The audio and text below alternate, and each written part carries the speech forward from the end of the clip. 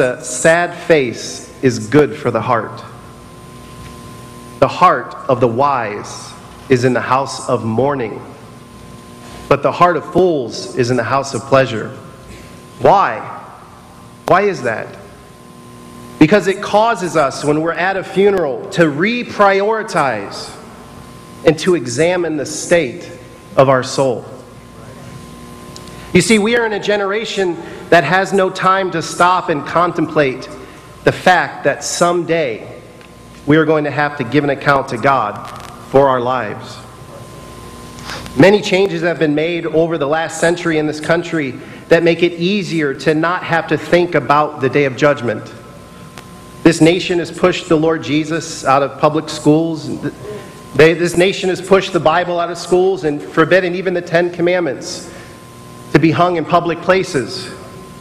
And now innocent people, like Josh's wife and many others, are having to live the rest of their lives dealing with the pain caused by a lawless society.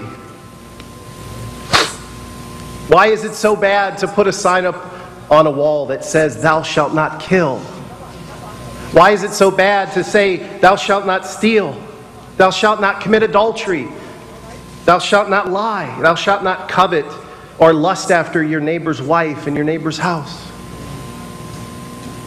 As I look out into this building and see thousands of police officers, I think of how much easier their job would be if we could teach the 10 Commandments to young people in this country. Thomas Jefferson said, "God, who gave us life, gave us liberty. And can the liberties of a nation be thought secure when we have removed the only firm basis, a conviction in the minds of the people, that these liberties are a gift from God, that they are not to be violated? And if violated, we will see," and I quote him, "God's wrath." He goes on to say, "Indeed, I tremble for my country when I reflect that God is just, but that his justice cannot sleep forever." Two of the framers of the Constitution, John Adams and John Hancock, said, "We recognize no other sovereign but God, and no other king but Jesus." But because of the politically correct culture we live in, it won't even permit what our founding fathers had emphasized. And so then we're seeing a nation drift more and more into lawlessness. What is lawlessness? The definition of lawlessness is a refusal to be restrained and controlled by law. We see lawlessness getting worse and worse in this country, and it's become so bad now that many have no regard for the laws of this land. We are a constitutional republic governed by the rule of law. You officers here have the great task of enforcing those laws.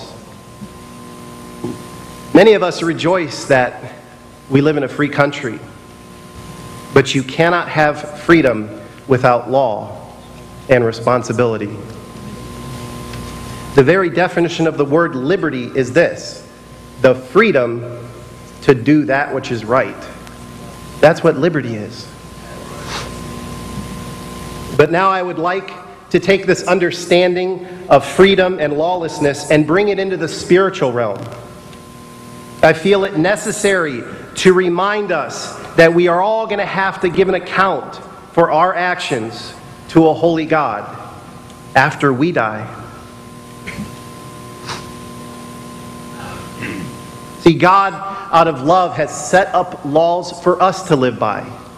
I have 4 children and live on a very busy road, and because I love my children, I have rules that they're not allowed to go in the street, and if they go out in the street, they'll get punished. I make those rules because I love them, and God made us. He created us. He loves us, and He has made rules for which we have to live by. But He's given us a free will. He does not make robots. He gives us a free will to obey those laws or to disobey those laws. And He's also put a conscience within us, so that when we begin to violate those God-given laws, it pricks our heart. And when we still go against that conscience, the Bible calls that sin. 1 John 3:4 says, "Everyone who sins breaks the law. In fact,